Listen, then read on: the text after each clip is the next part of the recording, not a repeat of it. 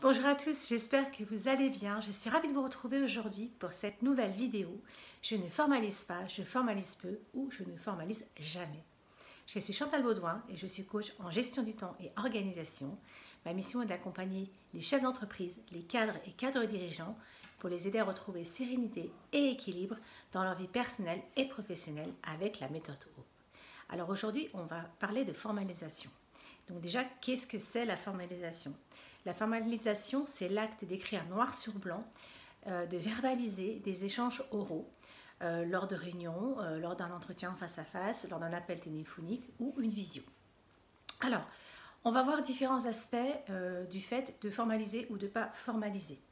Donc les conséquences de ne pas formaliser, il y en a trois principalement. Il y a l'oubli, c'est-à-dire que vous allez oublier assez rapidement, en tout cas dans les heures qui viennent, les échanges qui ont eu lieu. Si vous n'avez pas pris des notes, vous allez oublier. Le cerveau en fait a tellement de choses à gérer voilà, qu'il va faire le tri.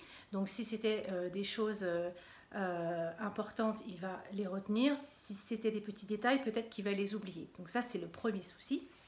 Donc vous allez oublier ce que vous deviez faire, si c'était des choses à faire, ou ce qui a été dit pendant ces échanges.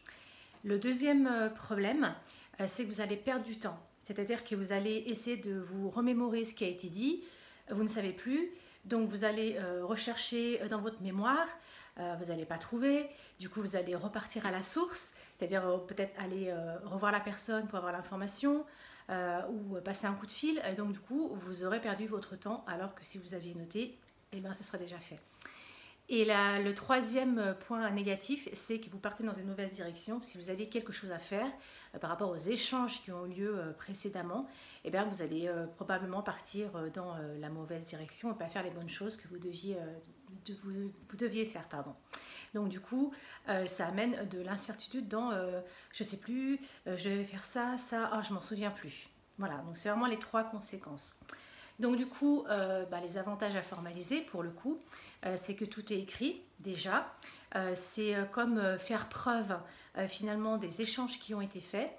Par exemple, ça peut arriver en cas de conflit avec une personne, vous pouvez ressortir des écrits. Mais non, tu te souviens, on avait échangé ça, on s'était dit ça, ça sur ça. Donc ça peut faire office de preuve. Et puis, de manière générale, de compte rendu. Donc c'est vraiment très intéressant. Vous gagnez du temps, voilà, par rapport à ce que j'ai dit juste avant. Vous n'allez pas rechercher l'information dans votre mémoire ou retourner voir la personne ou repasser un coup de fil pour avoir l'information. Vous avez les informations écrites, donc c'est parfait. Vous savez exactement ce que vous devez faire et ce qui a été dit.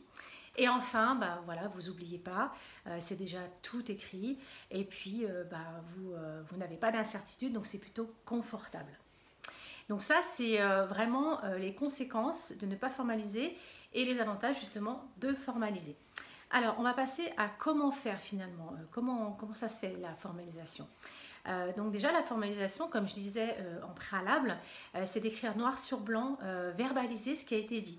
Donc ça veut dire prendre un carnet, un cahier et pouvoir écrire justement les échanges. Voilà, quand vous êtes au téléphone, généralement vous écoutez votre interlocuteur et vous prenez des notes en même temps.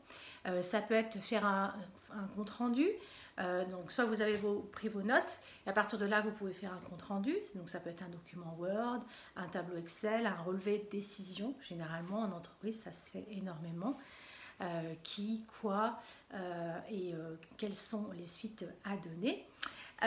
Donc ça peut être aussi un compte rendu de réunion, un simple document Word. Donc c'est vraiment tous les supports qui vous aident finalement à verbaliser et à pouvoir garder les échanges au propre.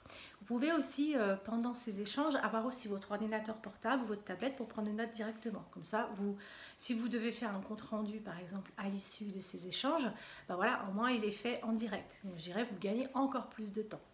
Voilà. Vous pouvez aussi organiser les idées qui ont été échangées avec un mind mapping. Vous savez, c'est les petits nuages, les bulles, vous avez votre idée centrale et puis vous faites plein de petites ramifications avec les principales idées qui ont été échangées. Puis vous pouvez détailler si vous voulez. Mais ça peut être assez ludique pour les gens qui sont un petit peu plus, qui ont l'esprit créatif et qui aiment bien dessiner. Donc ça peut être intéressant. Donc voilà comment vous pouvez faire pour formaliser. Alors quand le faire? J'ai envie de dire soit en direct, si vous pouvez le faire.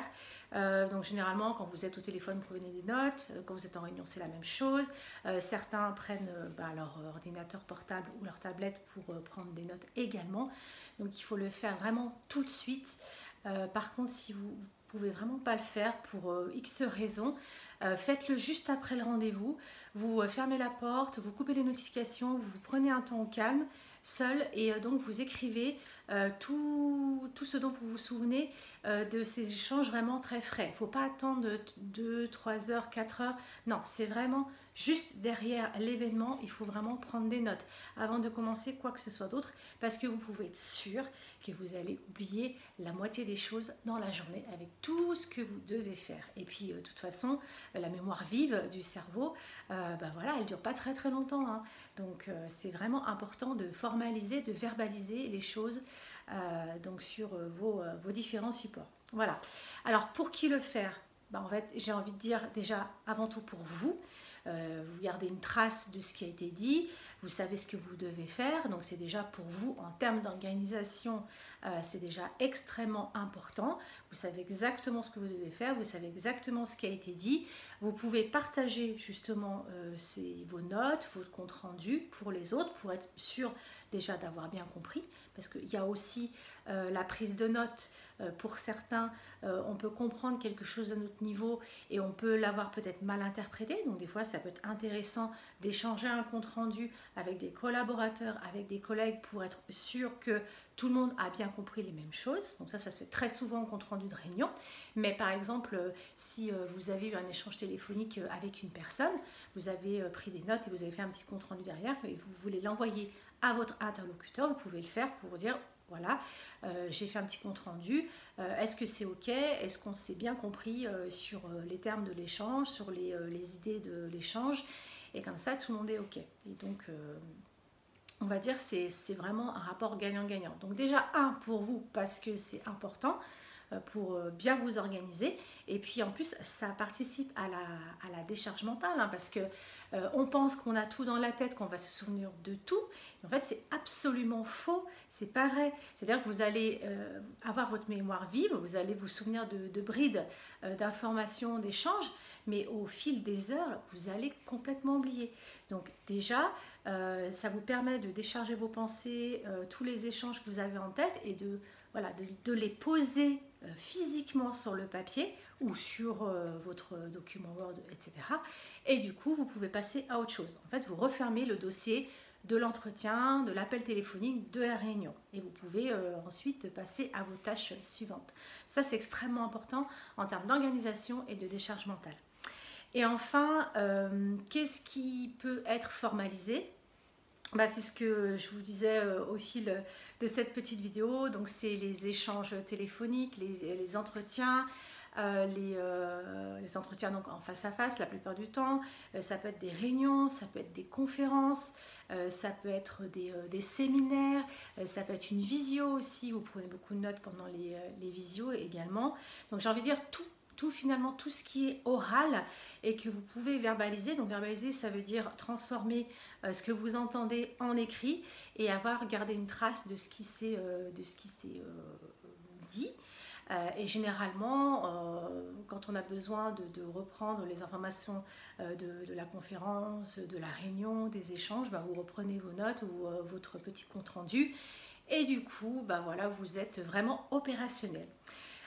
Voilà, j'espère que ces petits conseils ont pu vous aider. Dites-moi dans les commentaires ci-dessous si vous formalisez ou pas, ou un petit peu, ou jamais. Alors, je pense pas, si vous êtes là, c'est que vous avez déjà une réflexion en termes de gestion du temps et d'organisation, mais est-ce que vous le faites suffisamment souvent? Et est-ce que vous pensez même, j'ai envie de dire, au détour d'un couloir, quand vous rencontrez quelqu'un qui vous demande de faire quelque chose, qui vous donne des informations, on a souvent le réflexe de dire ok, je le fais, ou ok, je vais y penser pour plus tard. En fait, vous avez oublié.